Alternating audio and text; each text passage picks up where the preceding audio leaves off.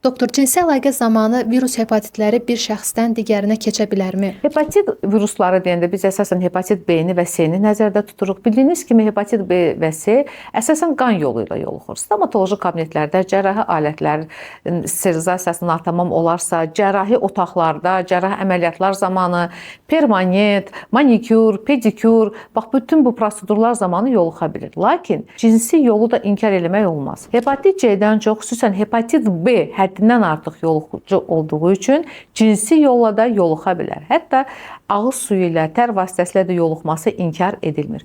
Ona görə diqqətli olmaq lazımdır.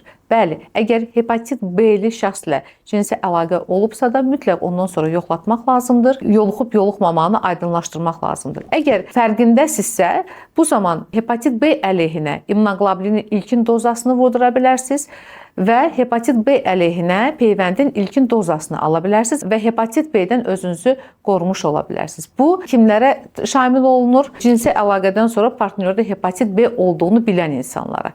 Yəni əgər yoluxmaqdan qorxursunuzsa, bu addımı ata bilərsiniz. Lakin peyvəndləmə hamımız üçün olmalıdır. Öncədən peyvəndləmə olsanız, heç bir risk daşımırsınız, heç bir virusa da yoluxmayacaqsınız.